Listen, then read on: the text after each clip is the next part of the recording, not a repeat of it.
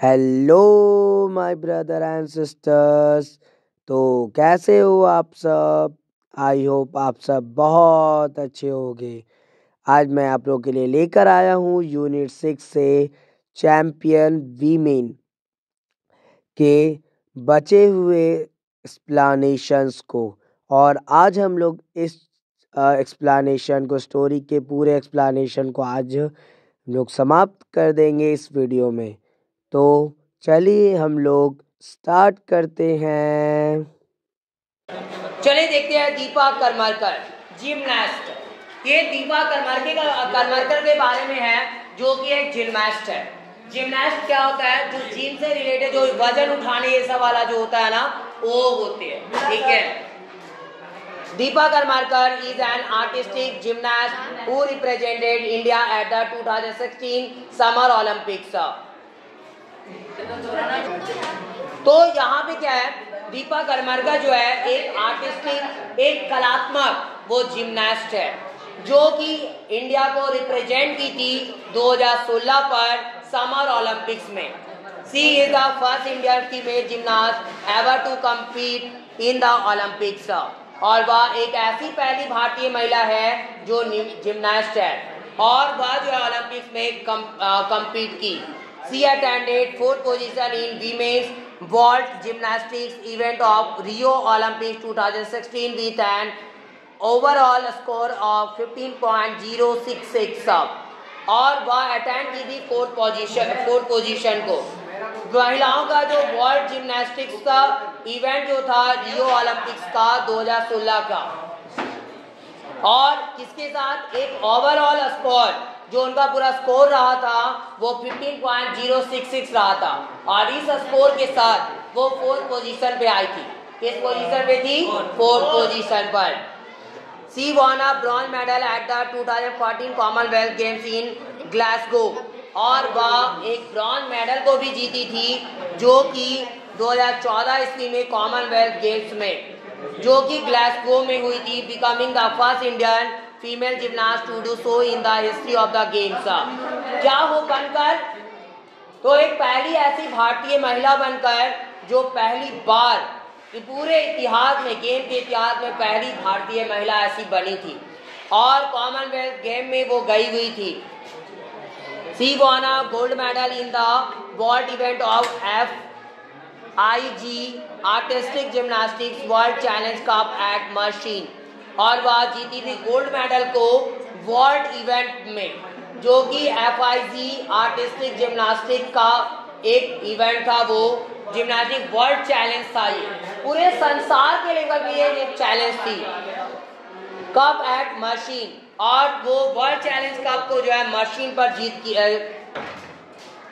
Machine पर जो यह गेम हुआ था वहां पे वो गोल्ड मेडल जीती थी, तुर्की इन जुलाई 2018 ईस्वी में। और ये मशीन जो है वो तुर्की में है। कहाँ है? तुर्की में। आगे Karmarkar is one among the 5 women who have successfully. आगे क्या हुआ, तो यहाँ पे करमरकर जो है एक ऐसी 5 महिलाओं में से, उनके बीच में ही एक ऐसी महिला है हु है सक्सेसफुली लैंडेड द प्रोदुनवा, और जो लैंडेड की है अच्छे से, सक्सेसफुली लैंडेड की वो किसको? प्रोदुनवा को, which is regarded as the most difficult vault currently performed in women's gymnastics, और जो कि सम्मानित की जाती है एक बहुत ही ज्यादा डिफिकल्ट जो वॉल्ट होता है, करंटली जो परफॉर्म की जाती है वॉल्ट, उसमें महिलाओं की जो जिम्नास्टिक्स होती है उसमें बहुत ही ज्यादा कठिन वाला ये वॉल्ट होता है। आगे है she also von a bronze medal at the Asian gymnastics, और वह एक ब्रॉन्ज मेडल को भी जीतती है एशियन जिम्नास्टिक्स पर, जिम्नास्टिक चैंपियनशिप में, and finish 5th at the 2015 world artistic gymnastics championship both first for her country, और फिनिश की 5th को 5वें स्थान को प्राप्त की वहां पे 2015 में, जो यह हुआ था world artistic gymnastic championship both first for her country, और दोनों पहला था उनके देश के लिए। For her commendable performance in Rio Olympics 2016 और उनके कमेंडेबल परफॉर्मेंस, इतने अच्छे परफॉर्मेंस के लिए रियो ओलंपिक्स में 2016 के रियो ओलंपिक्स में the government of India conferred upon her the खेल रत्न अवार्ड इन अगस्त 2016 और जो भारत की सरकार है उनको जो है सम्मानित की थी खेल रत्न अवार्ड से अगस्त 2016 में 2016 ईस्वी के अगस्त में सम्मानित किया गया था उन्हें खेल रत्न अवार्ड से। आगे लास्ट टॉपिक, ये चैप्टर यहीं पे फिर समाप्त हो जाएगा। दीपा मलिक, ये है short put thrower. Short put thrower क्या होता है ना, यहाँ पे शॉर्ट पुट का मतलब गोला होता है। आपको पता होगा, नहीं भी देखे होंगे तो समझ लो, एक गोला होता है इतना बड़ा सा बॉल की तरह, वो लोहे की जस्ट बनी हुई थी, मेटल की होती है वो, और वजन में बहुत भारी होता है। किस्मत से बोला या कैसे भी एक टाइम पे हमको भी मौका मिला था जब हम भी लगभग आप ही लोग के एज के थे, तो मेरे स्कूल में मेरे टीचर दिखाए थे वो, और फेंके भी थे। रियली उसका जो वेट होता है बहुत ज्यादा होता है, और वो क्या करना होता है, यहाँ पे जो शॉर्ट पुट थ्रोवर है वो शॉर्ट पुट को, उसी को गोले को फेंका जाता है, और जितना ज्यादा, जो सबसे ज्यादा दूर तक फेंकता है एक बार में, वही विनर होता है। ठीक है, हाँ, इतना बड़ा बॉल होता है वो। ठीक है, बॉल की तरह जो स्ट्राइक होती है मेटल की बनी हुई, उसका वजन काफी होता है। आप कई लोग ऐसे थे जो उसको उठा नहीं सके थे, और उसको ऐसे उठाकर कुछ उसकी भी तरीके होते फेंकने के। हाँ, फेंके थे एक बार, ज्यादा दूर नहीं गया था लेकिन फिर भी फेंके थे। नहीं तो अरे वो 26 जनवरी का वो उस टाइम पे तैयारी चल रहा था, ठीक है, उसमें पार्ट लेने के लिए, तो वहां पे वो गोला जो होता है उसका भी तरीका होता फेंकने का। आप अचानक से उसको नहीं फेंक सकते, क्योंकि आपकी हड्डियां टूट सकती कहीं से, आप फ्रैक्चर हो सकता है हाथ आपका। ठीक है, क्योंकि जब हम लोग भारी चीज को कभी उठाते हैं और उसको झटके के साथ फेंकने की कोशिश करते हैं, तो वो वजन की वजह से वो जो प्रेशर जो पड़ता है, फोर्स जो लगती है हमारे हाथों में, वो क्या होता है, उसकी वजह से हमारे हाथ जो है फ्रैक्चर कर सकते हैं। ठीक है, या हड्डियां जो है वो बोन जो है वो कहीं से भी टूट भी सकती है। इसलिए कई सारी सावधानियां जो है बरतनी पड़ती है इसके लिए। जैसे बंदूक को हम लोग ऐसे नहीं चला सकते, ठीक है, उसको भी चलाने का एक टेक्निक होता है, क्योंकि अगर वो सही से, अगर आप उसके हैंडल को नहीं पकड़ते अच्छे से, उसको अपने सपोर्ट पे नहीं रखते, तो आपका ये गर्दन जा सकता है, यहाँ से कंधा जो है चला जाएगा, गर्दन बोले सॉरी, कंधा जो आपका टूट सकता है। ठीक है, वो कंडीशन होती है, क्योंकि जब बंदूक से फायरिंग होती है तो उसका झटका जो होता है बहुत जोर वाला होता है। आगे, Deepa Malik is an Indian athlete from Sonipat district Haryana. Deepa Malik जो है एक भारतीय एथलीट है जो कि सोनीपत से आई। सोनीपत एक राज्य जिला है हरियाणा का। हरियाणा में एक सोनीपत नाम की एक जिला है, वहां से ये आती है। Deepa used to get paralytic shocks since she was only 8 years old। Deepa को जो है वो क्या हुआ था, पैरालिटिक शॉक्स लगा था। पैरालिटिक शॉक्स उनको लगी थी, एक झटका लगा था जिस टाइम पर since she was only 8 years old, और उस टाइम पर सिर्फ वो 8 साल की थी, और उसी टाइम से वो पैरालाइज हो गई। वो पैरालाइज हो गई थी, वो अपने, उनका जो पैर था वो काम करना बंद कर दिया। सोच सकते हो 8 साल का उम्र कितना छोटा होता है, एक बच्चा जो कि लगभग 2 में पढ़ता होगा। ठीक है, और उस बच्चे का क्या हो, वो पैरालाइज हो जाए, क्या बीत रही होगी उस पे, सोच सकते हैं। अब उसी टाइम ऐसे देखो, ये ऐसी कंडीशन है जिस टाइम पर कई लोग हार मान जाते हैं। ये सब चीजें, ये वही टाइम होती है जिस टाइम पर आप या तो टूटकर बिखर जाओगे, या तो आप आगे बढ़ने के लिए लड़ोगे। और जो कोई बंदा प्रॉब्लम पहले ही बता चुके, अगर प्रॉब्लम आए और अगर आप डगमगाए नहीं, आप अपने रास्ते भटके नहीं, तो आप पक्का बहुत बड़े बनोगे। लेकिन प्रॉब्लम आए और आप भटक जाओ, तो पक्का आप गए। ठीक है, जैसे मान के चलते हैं ये सिर्फ आपके साथ कोई फिजिकल कोई घटना घटने से नहीं है, इसका मतलब ये है प्रॉब्लम कोई भी हो सकती है। मान के चलते हैं हमको अभी टीचर बनना है, हम ठाने हैं कि मेरा लक्ष्य है टीचर बनना। अब जब आप टीचर बनने की कोशिश कर रहे हो आपके पास बहुत सारी प्रॉब्लम्स आएगी। कभी कंपटीशन, मान के कोई एंट्रेंस एग्जाम देने गए टीचर बनने के लिए, हो सकता है उस एंट्रेंस एग्जाम में फेल हो जाओ या उसमें कम मार्क्स आया, आपका सिलेक्शन नहीं हुआ। कई बार, एक दो बार ऐसा चल रहा है, कई लोग क्या होंगे इसी बीच हार मान लेंगे, वो बोलेंगे कि अब मेरे से नहीं होने वाला। ठीक है, अब उस टाइम पर वो रास्ता को छोड़ देंगे, अब फिर से क्या करेंगे, दूसरा रास्ता पे जाएंगे। दूसरा रास्ता पे गए, फिर से वहां का कुछ एग्जाम क्लियर करने की कोशिश की, फिर से वहां पे भी वो अनसक्सेसफुल रहे, फेल हो गए, फिर से वो क्या करेंगे, उस रास्ते को छोड़ेंगे, फिर तीसरा रास्ता पकड़ेंगे। ठीक है, तो ऐसे आप कभी सक्सेसफुल हो ही नहीं सकते। समझ में आ रहा है? क्योंकि सक्सेसफुल वही होगा जो लड़ना जानता है, जो डरपोक है, जो कायर है, वो कभी भी सक्सेसफुल हो ही नहीं सकता। और रियल मायने में प्रॉब्लम्स उसी के पास आती है, प्रॉब्लम अगर आती है तो वो जांच करने के लिए आता है, हमारा टेस्ट लेने के लिए आता है। जैसे एग्जाम क्यों होते हैं, ताकि हम लोग ये जान सके कि आखिरकार मेरे अंदर टैलेंट कितना है। समझ में आ रहा है? एग्जाम क्यों हो रही है, ताकि हमारा टैलेंट पता चल सके। वैसे प्रॉब्लम भी इसीलिए आती है ताकि हम लोग को पता चल सके कि हम लोग कितने बलवान हैं, आखिरकार कितने स्ट्रॉन्ग है, कितनी पावर है हमारे अंदर प्रॉब्लम को झेलने की। और वही टाइम होता है जिस टाइम कई लोग टूट जाते हैं, या तो कई लोग जो नहीं टूटते वो कुछ अच्छा करके दिखाते हैं। तो ये वही टाइम है जिस टाइम पर आपको रास्ता छोड़ना नहीं। आपके पास बहुत सारी प्रॉब्लम्स आएगी, अभी स्टार्टिंग एज है आपका। अभी आप देखे थे आपका 8 बोर्ड चल रहा था, जब आपको कई सारे प्रॉब्लम फेस करने पड़े, चाहे जो भी हुआ था खैर, लेकिन प्रॉब्लम फेस करनी पड़े। लेकिन अगर आप उस टाइम हार मान गए होते तो आज शायद आप लोग यहाँ पे बैठकर पढ़ नहीं रहे होते। ठीक है, ये कंडीशंस है। तो प्रॉब्लम सबके पास आती है, इसलिए प्रॉब्लम्स के आगे झुकना नहीं है, प्रॉब्लम्स के आगे बढ़ना। और हमेशा ये ध्यान रखना है बस, अगर हम सही हैं तो फिर मेरा कोई कुछ भी नहीं बिगाड़ सकता। ऊपर वाला है, सब देख रहा है, साथ सिर्फ उसका होना चाहिए। और अगर हम सही है तो कोई मेरा कुछ भी बाल भी बाका नहीं कर सकता। सिंपल सी बात। ऐसे चाहे कितना भी प्रॉब्लम आ जाए, कभी भी डगमगाना नहीं। आगे देखते हैं फिर उनका हुआ क्या। अब तो 8 साल की जब वो थी तो वो पैरालाइज हो गई। That did not make any difference in her life. और फिर भी उनके जीवन में कोई बदलाव आया ही नहीं, कुछ भी चेंज वो नहीं की। जैसे पहले की उसकी जिंदगी थी वैसे ही वो जिंदगी को बिता रही थी।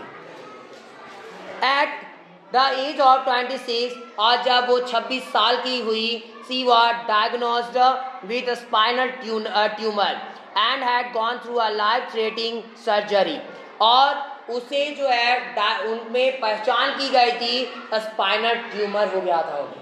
स्पाइनल हमारे पता है बैकबोन जो होती है, बैकबोन के जस्ट नीचे साइड में स्पाइनल कॉर्ड होता है, और स्पाइनल कॉर्ड में ही उनका ट्यूमर हो गया था। ट्यूमर एक ऐसी बीमारी है जिसमें जो सेल्स होती है वहां पे क्या होता है, उसमें सूजन आ जाता है। और वो ट्यूमर का अगर सही टाइम पे इलाज ना करवाया जाए तो जब वो ब्लास्ट करती है तो वो हमारी जान ले लेती है। वो एक जानलेवा बीमारी है। इसलिए कई लोग ट्यूमर में क्या देखे होंगे, कई लोगों की गर्दन यहाँ से ऐसी बड़ी हुई होती है, वो सारे ट्यूमर की पहचान है। वो सारे, और बहुत रेयर केस होगा जो ट्यूमर ना हो, लेकिन कुछ ऐसे केसेस होते हैं जो ट्यूमर होती है तो वो उसका इलाज जल्द से जल्द करवा लेना चाहिए हम लोगों को, क्योंकि बाद में वो बहुत भयानक रूप ले सकती है। और ये ट्यूमर, ये सब जो बीमारियां होती है, ट्यूमर हो गया, कैंसर हो गया, टीबी हो गया, ये सारी बीमारियां जो होती है वो सारी जानलेवा होती है। तो ये सारी कंडीशंस देखने को मैं अब उनको ट्यूमर फेस करना पड़ा। अब आगे उनको फिर क्या होता है, had gone through a life threatening surgery, और बहुत ही जीवन का भयानक सर्जरी से उनको गुजरना पड़ता है। She was asked whether to choose paralysis or death after the spinal tumor was detected and she chose life. और वह जो है उस टाइम में क्या बोला गया उनको कि वो पैरालाइज हो जाएगी, या तो वो पैरालाइज हो जाएगी या तो क्या होगा, या तो वो पैरालाइज हो सकती है या क्या किया जा सकता है, वो मर सकती है। दो ही कंडीशन है, या तो बच जाएगी तो पैरालाइज रहेगी, और अगर नहीं बचाया गया मतलब अगर बीमारी को नहीं ठीक करवाना तो आप मर जाएगी। दो कंडीशन है, एक तो जीवन एक तो मृत्यु।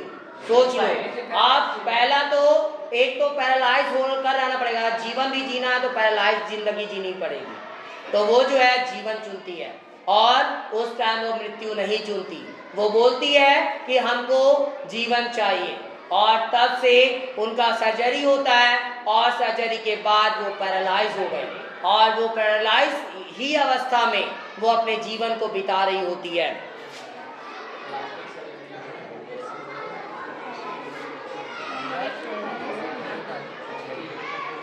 तो पहले तो 8 साल में वो पैरालाइज हुई नहीं थी, एक बस झटका लगा था उनको, और जब वो 26 साल की कितना था, हाँ 26 साल की हुई तो उस टाइम पे वो पैरालाइज हो गई। आगे क्या हुआ, surgery she was asked whether to choose paralysis और death after the spinal tumour was detected and she choose life.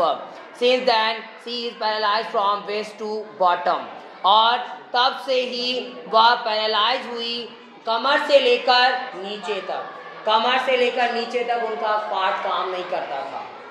सोच सकते हो क्या कंडीशन होगी। Deepa has won total 13 international medals, और दीपा जो थी वही दीपा जो पैरालाइज थी, वही कितनी मेडल जीतती है, टोटल 13 इंटरनेशनल मेडल जीतती है, अंतर्राष्ट्रीय यानी पूरे विश्व के तौर पर, ठीक है, कोई ऐसे इंडिया के लेवल पे नहीं, इंटरनेशनल लेवल पे। आज तो आगे क्या होता है, यहाँ पे अब 13 इंटरनेशनल मेडल जीती वो, 47 नेशनल गोल्ड मेडल। अब ये राष्ट्र के तौर पर यानी एक नेशनल जो गेम हुआ उस नेशनल लेवल पे जो है उनको टोटल 47 नेशनल मेडल मिली, और उसके बाद 5 national and state level silver medal, और 5 मेडल जो है उनको नेशनल और स्टेट लेवल दोनों पे मिला, सिल्वर मेडल मिला, एंड दो जो है ब्रॉन्ज मेडल वो जीती in her life along with innumerable recognition and award from different sports field, और 2 ब्रॉन्ज मेडल को जीतती है। तो इतने मेडल जो है उनके जीवन में वो अपने जीवन में प्राप्त करती है, अलॉन्ग विथ इननमरेबल रिकॉग्निशन, जो ऐसी पहचान जिसकी कोई गिनती नहीं की जा सकती। इतना बड़ा उनका पहचान बन गया पूरी दुनिया में और पूरा देश में, and award from different sports field, और उन्हें सम्मानित किया जाता है अलग अलग स्पोर्ट्स फील्ड से। See the first Indian women to win a medal in Paralympic, और वह एक पहली ऐसी भारतीय महिला है जो मेडल को जीतती है पैरालंपिक गेम में, and won a silver medal at the 2016 summer Paralympics, और एक सिल्वर मेडल को जीती 2016 ईस्वी में जो कि समर पैरालंपिक्स था, इन द शॉर्ट पुट में वो जीतती है। She was honoured with the Arjuna award in 2012 at the age of 42, और उन्हें सम्मानित किया गया था अर्जुन अवार्ड से उन्हें सम्मान दी गई थी 2012 ईस्वी में, जब उनकी उम्र 42 साल की थी, वो 42 इयर्स की थी। अपार्ट फ्रॉम दीज प्लेयर्स, और ये सब प्लेयर्स के अलावा, there are other players too who have distinguished themselves in individual double,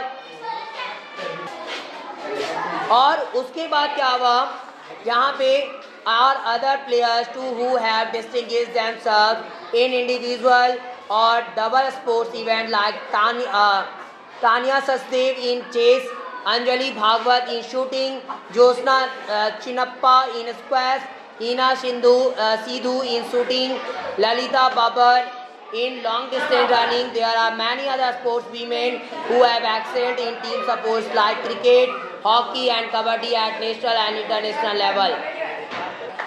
कुछ खास प्लेयर की बात यहाँ पे खत्म होती है, लेकिन फिर भी और भी कई सारे ऐसे प्लेयर्स हैं जिनका रोल बहुत ही अच्छा रहा।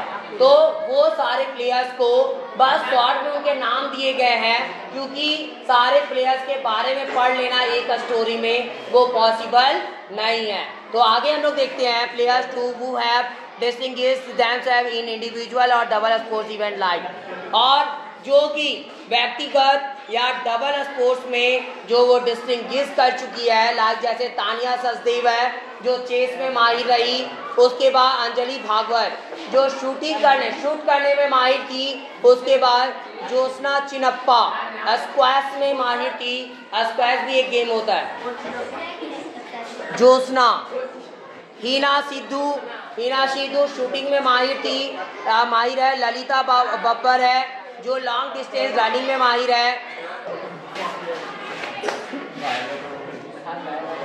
और ये डिस्टेंस रनिंग में। उसके बाद there are many other sports women who have excelled in team sports, और भी कई सारे दूसरी स्पोर्ट्स महिलाएं हैं जो कि टीम स्पोर्ट में जो है वो एक्सेल्ड कर चुकी है। जैसे क्रिकेट में वो गई, हॉकी में गई, कबड्डी में, at national and international level, national level पे भी और इंटरनेशनल लेवल पे भी। मिताली राज, the captain of India cricket team, holds the world record for scoring maximum runs in a test innings and only the second person in cricket history to make more than 5,000 runs in ODI। Mitali राज जो कि captain है किसकी, भारतीय cricket match, Bharat का जो cricket team है महिलाओं का, उसकी वो कैप्टन है। Indian cricket team hold the world record, जो होल्ड की है वर्ल्ड रिकॉर्ड को, और वो क्या, for scoring maximum number runs, ज्यादा से ज्यादा रन बनाने का, इन अ टेस्ट इनिंग, टेस्ट जो मैच चलती है उसमें उसके बाद है, and only the second person in cricket, और वह सिर्फ ऐसी दूसरी व्यक्ति है वो जो क्रिकेट के इतिहास में to make more than 5,000 run in ODI, जो कि 5,000 रन से भी ज्यादा बनाई है ओडीआई में 5,000। मिताली राज जो 5,000 रन से भी वो ज्यादा बनाई है। Sushila Chanu is the captain of Indian hockey team, और सुशीला चानू जो है वो भारतीय हॉकी टीम जो है उसकी कैप्टन है। Who led the team in Rio Olympic, और जो टीम को नेतृत्व की रियो ओलंपिक्स में, अदिति चौहान फ्रॉम दिल्ली, अदिति चौहान दिल्ली से है, is the goalkeeper of Indian women's football team, वो गोलकीपर है भारतीय महिला फुटबॉल टीम की, और and the first Indian women footballer to play for an English club, और वह एक ऐसी पहली भारतीय महिला है जो फुटबॉलर है। कौन है? फुटबॉलर, जो कि एक इंग्लिश क्लब के लिए खेली, यस इंग्लिश क्लब के लिए खेलती है। There are many sports women from Jharkhand also, और कई सारी महिलाएं जो झारखंड से भी है, यस इस झारखंड राज्य से भी जो है कई सारे स्पोर्ट्स वीमेन हैं जो गई हुई है, who have excelled in their sports, अपने स्पोर्ट्स में, खेल में वो आगे बढ़ी। पूर्णिमा महतो, उसके बाद है Deepika Kumari, farmer world number 1, और यह पूर्व वर्ल्ड नंबर 1 और कॉमनवेल्थ गेम्स चैंपियन रही है। Are the ace archers who have won many medals for the country, और वह जो है एस आर्कर्स है जो कि कई सारे मेडल्स को जो है देश के लिए जीती। Hockey players from Jharkhand like, hockey players जो है झारखंड से जैसे है उसमें सुमरई टेटे, निकी प्रधान, कांतिबा एंड मशीरा शुरीन हैव रिप्रेजेंटेड इंडिया, जो इंडिया को प्रदर्शित की in international championships and are inspiring youngsters a lot, और अंतर्राष्ट्रीय चैंपियनशिप में, और वह जो है युवाओं को बहुत ज्यादा प्रेरित भी करती है, बहुत ज्यादा वो प्रेरणा देते वो लोग। और इस स्टोरी का मकसद यही था कि युवाओं को प्रेरणा देना कि आखिरकार जीवन में चाहे कितनी भी प्रॉब्लम्स क्यों ना आ जाए, हार नहीं माननी। और चाहे महिलाएं हैं, महिलाएं हो या पुरुष हो, हमेशा सबको लाइफ में कुछ ना कुछ करना ही चाहिए। कभी भी दूसरे पे निर्भर नहीं होना चाहिए। दूसरों पे निर्भर होना बहुत बुरी बात है, और आज के टाइम में और पहले के टाइम में भी और आने वाले समय में भी जो दूसरों पे निर्भर रहेगा वो कभी आजादी से जिंदगी जी ही नहीं सकता। उसको हमेशा दूसरों पे डिपेंडेंट ही रहना पड़ेगा। इसलिए हमेशा से बस यही स्टोरी का मकसद है, खास करके महिलाओं के लिए, कि महिलाएं भी कुछ कर सकती है अगर उनके अंदर हिम्मत हो और सेल्फ कॉन्फिडेंस हो। बस यहीं तक था चैप्टर, ये यहीं पे समाप्त होता है। और अब यह चैप्टर की एक्सप्लेनेशन यहीं पे समाप्त होती है। अगर आपको यह वीडियो पसंद आई हो तो प्लीज़ मेरे इस वीडियो को लाइक ज़रूर करें और ज़्यादा से ज़्यादा शेयर करें ताकि और भी बच्चों तक यह वीडियो पहुंच सके। और मेरे इस चैनल को सब्सक्राइब भी ज़रूर करें ताकि मेरी आगे आने वाली वीडियो की नोटिफिकेशन आपको सबसे पहले मिल सके। Thanks for watching my video. Have a nice day.